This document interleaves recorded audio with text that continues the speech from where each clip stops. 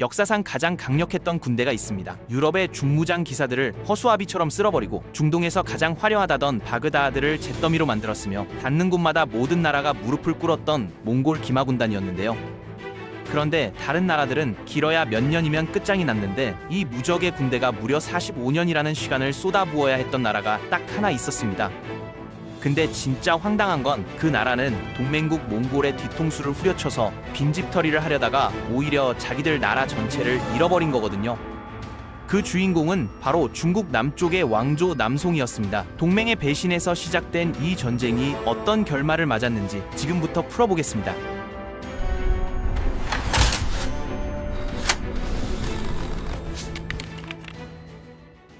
이야기의 출발점은 1234년입니다. 이 해에 동아시아의 세력 균형을 뿌리째 뒤흔든 거대한 사건이 벌어졌는데 중국 북쪽을 100년 넘게 지배하던 여진족의 금나라가 완전히 역사에서 사라진 겁니다.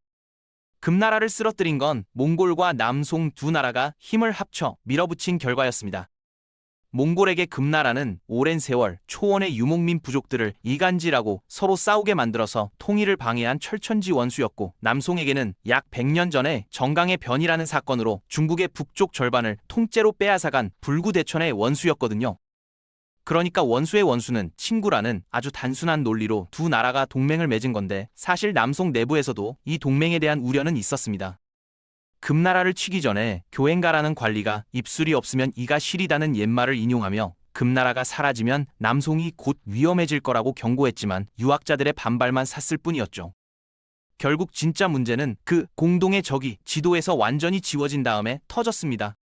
금나라가 사라지자 몽골과 남송 사이에는 아무런 완충지대도 남지 않았습니다. 유라시아 절반을 집어삼킨 초강대국과 중국 남쪽의 부유한 왕조가 아무 방벽 없이 코앞에서 마주보게 된 거거든요. 이 긴장된 상황에서 몽골의 최고 지도자 오고타이 칸은 그래도 나름 약속을 지키려는 모습을 보여줬습니다. 동맹 당시 합의에 따라 일부 영토를 남송에 넘겨주었고 자기 군대를 황하 북쪽으로 전부 철수시켰거든요. 원래 약속보다는 좀 적은 땅이긴 했는데 전쟁 막판에 금나라 영토가 워낙 쪼그라들어서 나눠줄 땅 자체가 줄어든 탓이었습니다. 하지만 어쨌든 군대를 빼고 영토를 넘기는 등 우호적인 제스처는 분명히 있었습니다. 아직까지는 양국 관계가 완전히 틀어진 건 아니었다는 뜻이기도 했죠. 여기까지만 보면 두 나라가 적당히 선을 긋고 각자 갈 길을 갈 수도 있었을 겁니다. 그런데 남송의 젊은 황제 이종이 참을 수 없는 욕심을 부렸습니다. 몽골군이 물러간 뒤 텅 비어버린 중원을 바라보면서 수백 년 전에 잃어버린 옛 영토가 주인 없이 널려 있는데 안 주워가면 바보 아니냐는 생각에 빠진 거죠. 이종의 최측근 조범과 조규 형제가 적극적으로 부추겼는데 옛 수도 개봉을 비롯한 도시 세 곳을 반드시 되찾아야 한다며 황제의 야심에 기름을 부었습니다. 반대 목소리도 분명히 있었거든요. 준병으로 침대에서 일어나지도 못하던 고위관리 교행가는 그 상태에서 상소를 올렸는데 쓸만한 장수가 30도 안 되고 군사를 전국에서 긁어 모아도 30만이 안 되는 판에 무슨 수로 몽골을 상대하겠냐고 따졌습니다.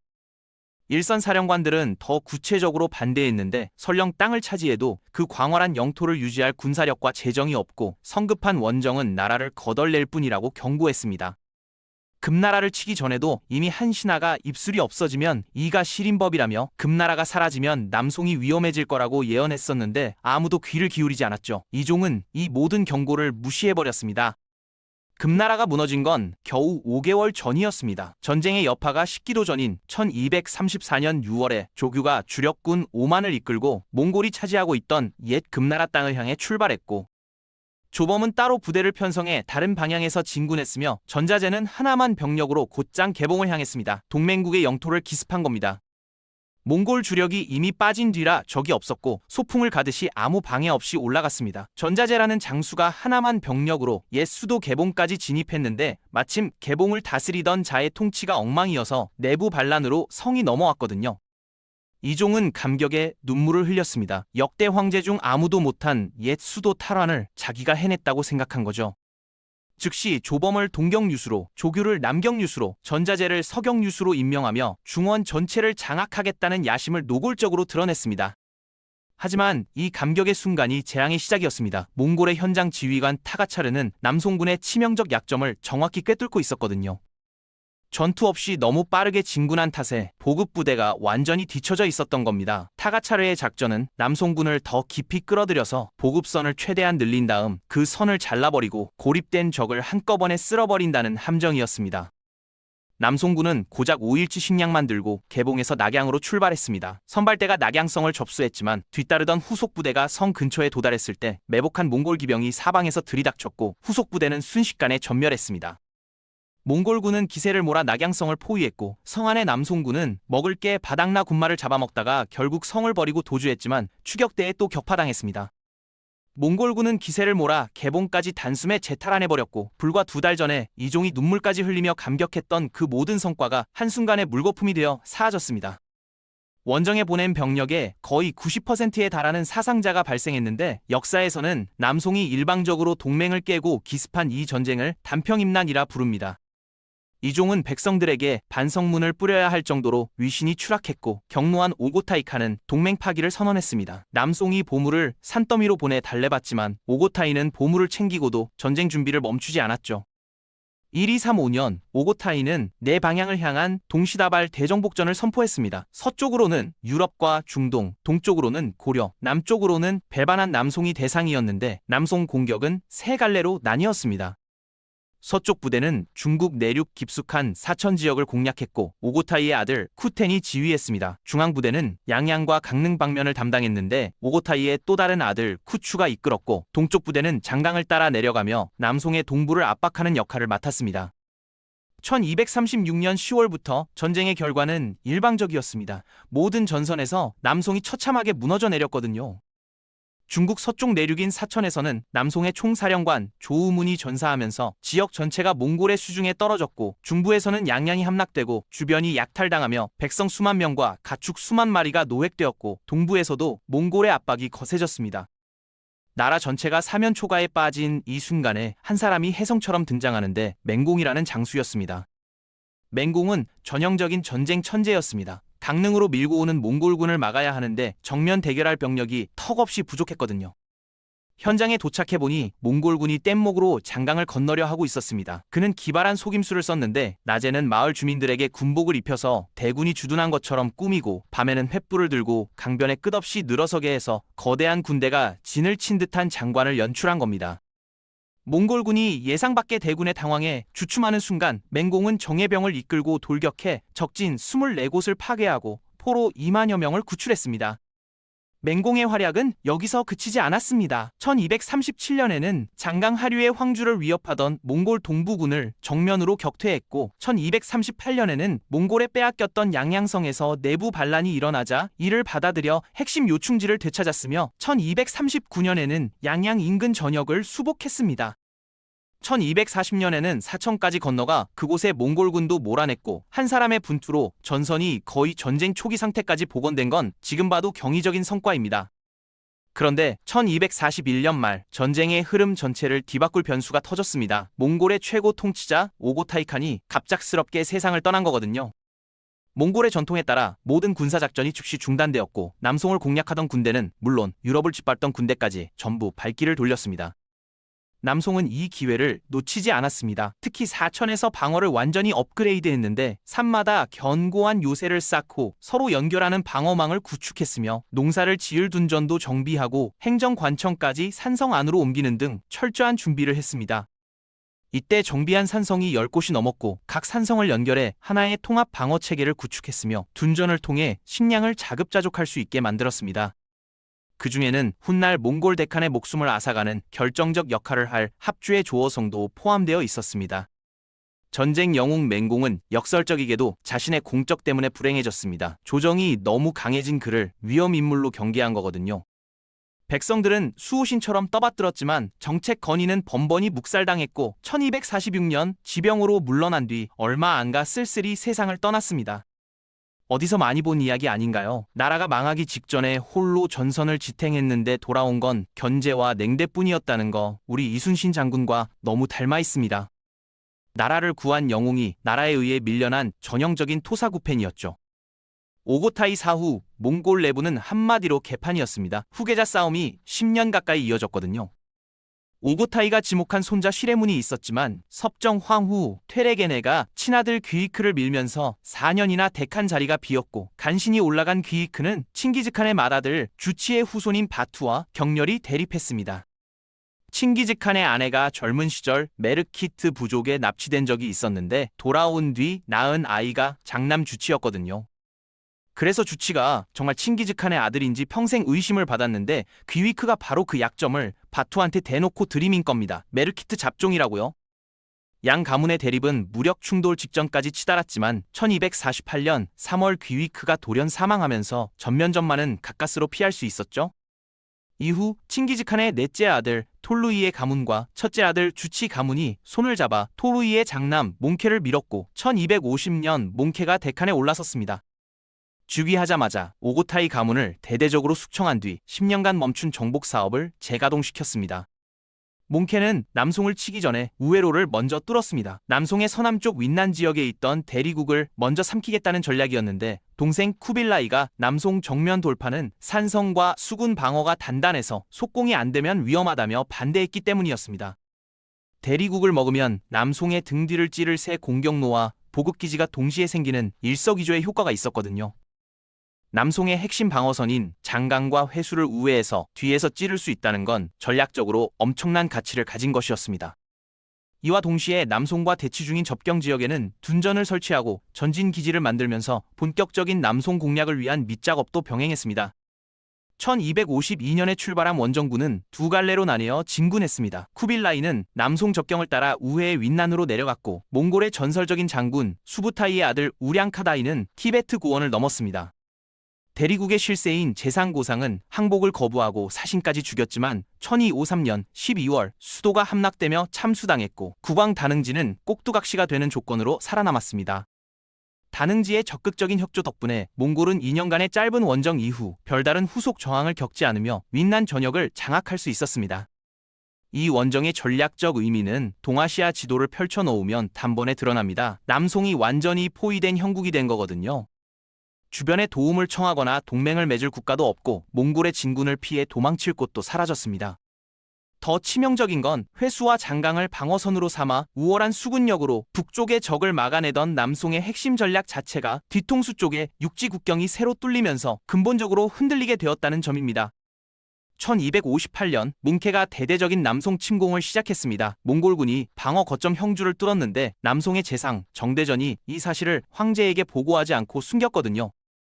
전황이 나쁘다고 알리면 자기가 탄핵당할 게 뻔하니까 입을 닫아버린 건데 이 때문에 남송은 초동 대응 시간을 완전히 날렸습니다.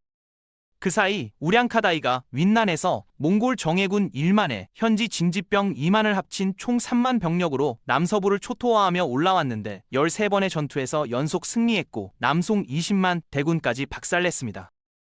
사태가 걷잡을 수 없이 악화되자 정대전도 마지못해 보고를 올렸고 예상대로 탄핵되어 유배를 갔는데 호송병이 그를 강물에 밀어 익사시켰습니다. 몽케는 사천을 장악하며 남하했는데 모든 게 순조롭던 진격이 한 곳에서 딱 멈춥니다. 합주의 조어성이었습니다. 남송이 공들여 보강한 바로 그 산성인데 사령관 왕견이 10만 명을 이끌며 지키고 있었거든요.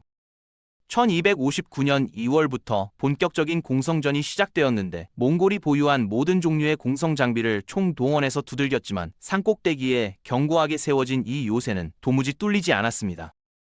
한번 외성벽을 넘었다가 격퇴당했고 여름이 되자 장마와 무더위에 북방 출신 병사들의 전투력이 급감했으며 밀집된 진영에 전염병까지 돌았습니다. 그리고 1259년 7월 세계 역사의 향방을 바꿀 사건이 벌어졌습니다. 유라시아 절반을 호령하던 데칸 몽케가 바로 이 조그만 산성 앞에서 병으로 숨을 거둔 겁니다.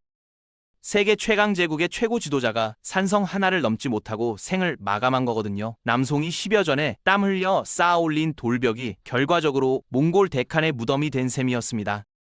몽케의 죽음은 세계사의 흐름을 바꿔버렸습니다. 사천의 몽골군은 즉시 철수했고 중동에서 원정 중이던 훌레구도 진군을 멈췄습니다.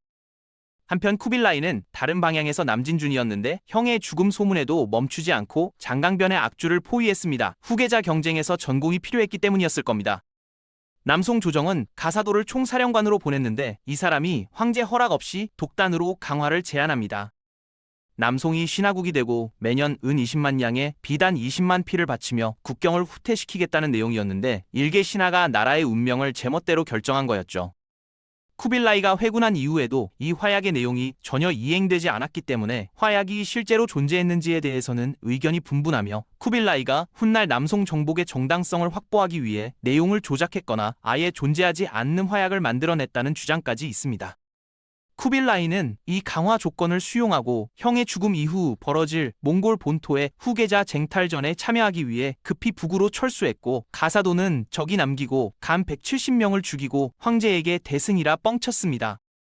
황제는 감격해 나라를 수호했다는 뜻의 미국공이라는 칭호를 내렸고 가사도는 이때를 기점으로 점차 남송의 정권을 완전히 장악하기 시작했습니다. 몽골에서는 수도 카라코룸을 쥔 막내 아리크 부카와 중국 방면의 쿠빌라이가 각각 대칸을 자처하며 내전이 터졌습니다. 아리크 부카는 1260년 카라코룸에서 쿠릴타이를 열어 즉위했고 쿠빌라이는 같은 해 6월 상도에서 자신의 세력을 모아 즉위했습니다.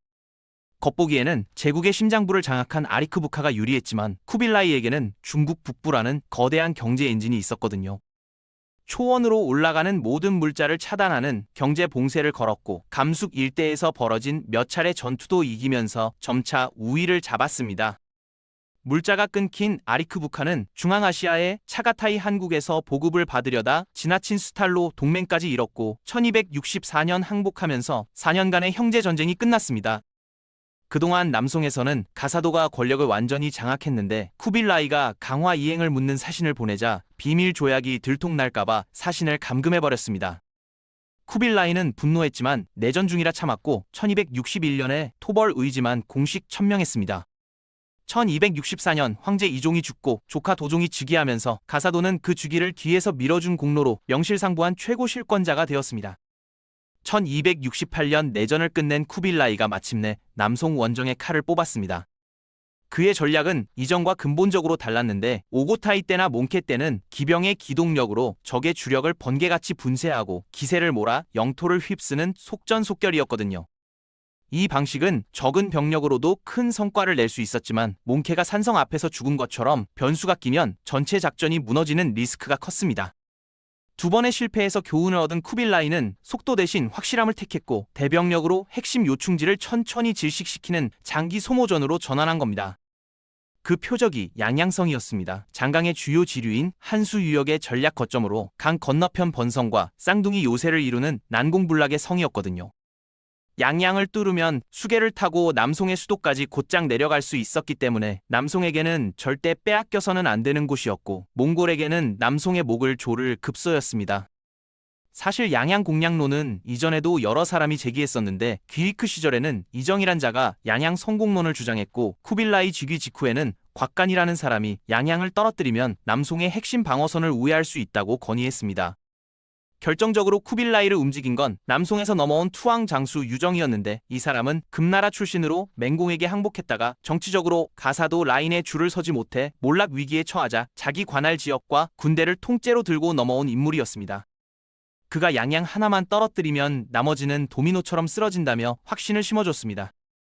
1268년 가을 인류 역사상 가장 긴 포위전 중 하나로 기록될 양양성 공방전이 시작되었습니다. 유정과 아주가 이끄는 10만 대군이 양양성을 에워싸고 주변 거점을 점령한 뒤 토성으로 연결해 철통 포위망을 완성했는데 한족 출신 보병까지 대거 포함된 대규모 편성이었습니다.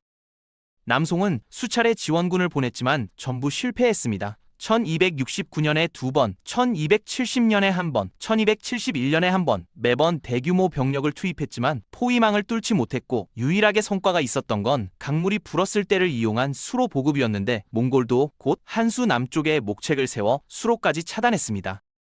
쿠빌라이는 포위가 길어지자 남송의 다른 지역을 동시 공격해 양양에 신경 쓸 여력을 없앴고 멀리 중동의 일 한국에서 공성 기술자를 데려와 회회포라 불리는 거대 투석기까지 투입했습니다. 1272년 양양성은 한계에 도달했고 지원 총괄자 이정진은 민간인 3,000명으로 결사대를 꾸렸습니다. 장순과 장기가 이끈 이 구원대는 1272년 5월 강물이 불었을 때 출발해 봉쇄선을 뚫고 물자 전달에 성공했지만 장순이 전사했고 돌아가려던 장기는 접선하기로 한 아군 함대가 악천후를 핑계로 오지 않는 바람에 매복에 걸려 전멸했습니다. 이것이 양양성이 받은 마지막 보급이었고 이후 지원 시도는 전부 실패했으며 나중에 가면 장수들이 아외의 지원 임무를 거부하는 상황까지 벌어졌습니다. 1273년 1월 양양과 번성을 잇던 부교가 끊기면서 자매 요새 번성이 먼저 무너졌고 양양은 완전히 홀로 남겨졌습니다. 몽골 지휘관 아리카야가 직접 호위병 몇 명만 데리고 성벽 아래로 가서 여문환에게 말했습니다. 몇 년간 고립된 채 싸운 충성심은 대칸도 인정하고 있으니 항복하면 높은 벼슬을 주겠다고 화살을 꺾으며 맹세했거든요. 옆에 있던 장정지이란 자도 거들었는데 우리 군대는 무너뜨리지 못한 곳이 없었고 당신은 고립되어 탈출로도 끊겼다며 성한 백성들은 어떻게 하려는 거냐고 압박했습니다. 부하들까지 더는 못 버틴다며 투항을 주장했고 결국 여문안은 4년 반에 걸친 항전을 끝내고 성문을 열었습니다. 몽골은 이렇게 양양성을 장기전 끝에 함락시켰고 유정이 예언한 대로 이제 남송의 심장부로 가는 길이 활짝 열렸습니다. 양양성이 넘어간 이후 남송은 멸망의 카운트다운을 기다리는 처지나 다름없었습니다. 약 1년 반의 재정비 기간을 거친 1274년 가을 쿠빌라이가 직접 발탁한 바얀을 총사령관으로 삼고 투항한 여문안과 아주 아리카야 등을 합류시킨 20만 대군이 한수라는 강줄기를 따라 남하를 시작했습니다. 장강과 만나는 악주를 점령한 뒤 동쪽으로 진군했는데 투항한 여문환을 선봉에 세운 전략이 치명적으로 먹혔습니다. 장강변을 지키던 장수 대부분이 여문환과 아는 사이였고 수년간 지원도 안 해주면서 패전 책임만 묻는 남송 정부의 환멸을 느끼던 터라 옛 동료가 몽골에서 중용되는 걸 보고 줄줄이 항복했습니다. 천연 요새나 다름없던 장강 방어선이 이렇게 허무하게 무너지자 남송 조정에서는 당연히 책임 공방이 벌어졌는데 방어선의 주요 사령관들이 전부 가사도와 가까운 인물들이었기 때문에 모든 비난의 화살은 자연스럽게 가사도를 향했습니다. 1275년 1월 궁지에 몰린 가사도는 13만을 끌고 나섰지만 처음부터 싸울 생각이 없었거든요. 과거처럼 협상으로 해결하려 했는데 바얀이 한 번 속지 두 번 속겠냐며 거부하자 어쩔 수 없이 정가주에서 붙었다가 완전히 괴멸당했습니다. 전투 중 가사도가 작은 배로 몰래 도주했고 그 꼴을 본 병사들의 사기가 순식간에 바닥을 치면서 조직적 저항이 무너졌다는 이야기도 전해집니다. 조정에서는 가사도를 처벌해야 한다는 목소리가 높았지만 태왕태후가 10여 년간 황실을 위해 일한 공이 있다며 귀양 처분으로 마무리했고 가사도는 귀양길에 원한을 품은 자가 보낸 병사에게 독살당했습니다. 이 전투 이후 남송의 조직적 저항은 완전히 끝났습니다. 바야는 남송의 수도 이만으로 전진했고 쿠빌라이는 승리를 확신한 상태에서 전투를 벌이더라도 민간인을 이유 없이 약탈해서는 안 되며 특별한 허락 없이 죽여서도 안 된다고 지침을 내렸습니다. 바얀에게는 옛 장군 조빈이 학살 없이 남쪽을 접수한 선례를 본받고 싶다고 당부하기도 했죠. 1275년 11월 모든 준비를 마친 바얀이 이만을 향해 최종 진격을 시작했고 이미 모든 저항 능력을 상실한 남송은 사실상 무방비 상태였습니다. 태왕태후는 우승상 문천상과 예부시랑 육수부를 바얀에게 보내 필사적으로 평화협정을 시도했습니다. 처음에는 대등한 평화를 요청했다가 거절당하자 조카를 칭하겠다, 손자를 칭하겠다, 마지막에는 신하를 칭하겠다며 점점 낮아졌지만 전부 거절당했습니다. 바얀이 던진 말은 냉혹했는데 어린 황제를 겁박해서 왕좌를 빼앗으며 세운 나라가 어린 황제 때 문을 닫는 건 하늘의 이치라는 거였습니다. 300년 전 송나라 건국자 조광윤이 후주의 7살짜리 마지막 황제를 협박해서 왕위를 강탈한 역사를 정면으로 비꼰 말이었죠. 1276년 1월 태왕태후와 5살 황제 공제가 투항했고 2월에 바얀은 남송의 수도 이만에 무혈 입성했습니다. 공제와 태왕태후는 몽골의 수도로 끌려갔고 5살짜리 황제의 나라는 이렇게 주인이 바뀌었습니다. 그런데 이야기는 여기서 끝나지 않았거든요. 나라는 무너져도 나라를 지키려는 사람들의 의지까지 무너진 건 아니었습니다. 황제가 무릎을 꿇어도 모든 사람이 고개를 숙인 건 아니었거든요. 충신 몇 명이 공제의 이복형과 이복동생 두 어린 왕자를 데리고 수도를 탈출해 남쪽으로 달아났고 소문을 들은 관리와 장군들이 속속 합류했습니다. 몽골에 끌려가다 극적으로 탈출한 문천상이라는 인물까지 합류하면서 7살짜리 왕자를 새 황제로 세우고 바다 위에 망명정부가 꾸려졌습니다. 예전에 금나라한테 북쪽을 빼앗기고도 남쪽에서 나라를 이어갔던 것처럼 이번에도 해안가에서 버틸 수 있지 않을까 기대한 거죠. 하지만 현실은 가혹했습니다. 몽골이 남은 거점을 하나둘 접수했고 광주마저 함락되자 1277년 12월 배를 타고 바다로 나갔는데 풍랑에 어린 황제가 탄 배가 뒤집혀 물에 빠졌습니다. 간신히 건져냈지만 건강이 크게 상하고 풍토병까지 겹쳐 1278년 4월 8살에 눈을 감았습니다. 남은 세력은 죽은 황제의 동생인 6살짜리 조병을 마지막 황제로 올렸지만 대관식조차 제대로 치를 형편이 못 되었습니다. 장세거리 몽골은 바다에서 약하니 해상에서 끝까지 버텨보자 했는데 치명적인 오판이었습니다. 몽골은 이미 한족 출신 장수와 수병을 대거 흡수해서 상당한 해군력을 갖추고 있었거든요. 1279년 1월 몽골의 장수 장홍범이 대규모 수군과 함선을 이끌고 남송의 마지막 거점인 광동 인근 애산을 공격하면서 송나라 300년 역사의 마지막 전투가 시작되었습니다. 남송의 마지막 해군 지관 장세걸은 모든 전함을 밧줄로 단단히 엮어 하나의 거대한 해상 요새로 만든 뒤 방어벽을 세우고 직접 막무에 올라 지휘했습니다. 장홍범이 기름 먹인 배에 불을 붙여 조류를 타고 돌진시키는 화공을 감행했지만 장세걸은 이미 선체에 두꺼운 진흙을 발라놓았기 때문에 불이 번지지 않았고 화공은 완전히 실패했습니다. 화공이 실패하자 장홍범은 전략을 완전히 바꿨습니다. 남송군이 육지와 오갈 수 없게 해안지대를 철저하게 봉쇄해버린 거거든요. 동시에 장세걸에 대한 회유도 진행했습니다. 장세걸의 대답은 단호했는데 투항하면 부귀영화가 따른다는 걸 모르는 바 아니지만 최후의 순간까지 싸우다 죽겠다는 뜻에는 한치의 흔들림도 없다고 했거든요. 하지만 봉쇄가 길어지면서 병사들이 굶주림에 쓰러져갔고 결국 몽골의 총공격에 방어선이 무너졌습니다. 장세걸은 포위를 뚫고 간신히 빠져나왔지만 돌아갈 나라도 모실 황제도 더 이상 남아있지 않았습니다. 지켜야 할 것이 아무것도 남지 않았다는 걸 깨달은 그는 마지막 선택으로 바다에 몸을 던져 스스로 생을 마감했습니다. 가장 가슴 아픈 장면은 배 안에서 벌어졌습니다. 남송의 마지막 재상 육수부는 6살짜리 마지막 황제 조병과 함께 있었는데 사방의 함성과 비명 속에서 모든 것이 끝났음을 직감한 그가 어린 황제에게 말했습니다. 폐하, 이제 돌이킬 수 없는 지경에 이르렀습니다. 3년 전에 항복하신 황제께서 끌려가 온갖 치욕을 당하고 계십니다. 폐하까지 그런 수모를 겪게 할 수는 없습니다. 그리고는 나라의 마지막 상징인 옥새를 품에 넣고 어린 황제를 등에 업은 채 차가운 바다로 뛰어들었습니다. 남쪽 바다의 파도가 두 사람의 몸을 삼켰고 이것이 319년간 이어져 온 송나라 역사의 마지막 한 페이지였습니다. 이후 몽골에 사로잡힌 문천상은 쿠빌라이 앞에 끌려갔습니다. 쿠빌라이는 적이면서도 그의 인품과 기계에 깊이 감탄해서 항복만 하면 재상 자리를 주겠다는 파격적인 제안을 했지만 문천상은 눈 하나 깜짝하지 않고 거절했습니다.